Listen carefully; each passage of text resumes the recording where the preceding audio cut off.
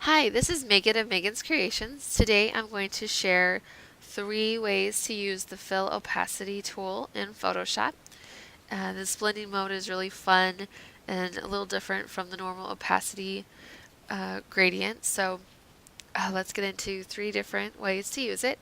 First is I made this sunburst shape and I thought it'd be fun for a paint or splatter, but I don't like the harsh edges of the shape.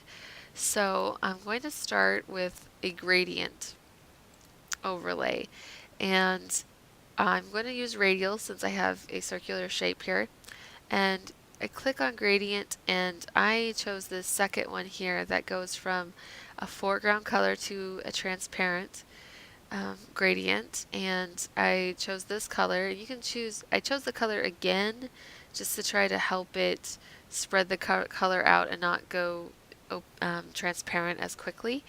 You can play around with that however you want. Then you click OK. Now you won't notice much of a difference because we still have that shape, but we go to blending options and fill opacity. We reduce that down to 0.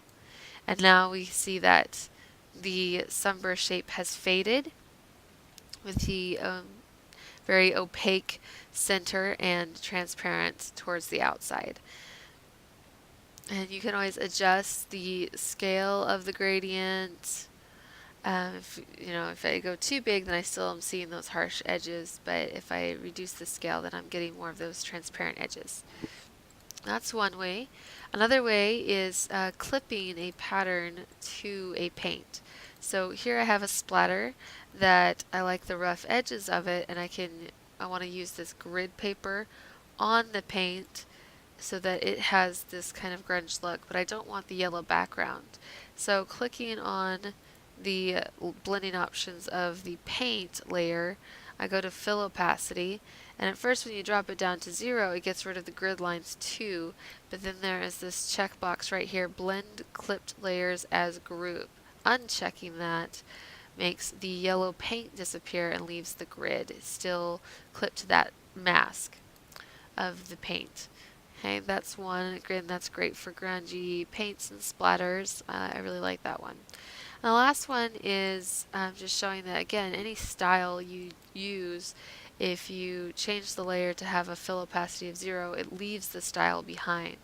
So here I've embossed this shape, and I'm going to take the fill opacity and drop it down to 0. This is another place where the fill opacity meter is. You can use it here or in the blending options tool. And I like this because if you're doing a lot of embossing, you would have to go back and recolor the shape with the background at the same time. Here I can just change the background and I keep the emboss through whatever color I use. And I just feel like that's quicker and saves me a step. So I hope you found this tutorial helpful and fun, and give me any suggestions for future tutorials in the comments, and I will see you next time. Thanks, bye.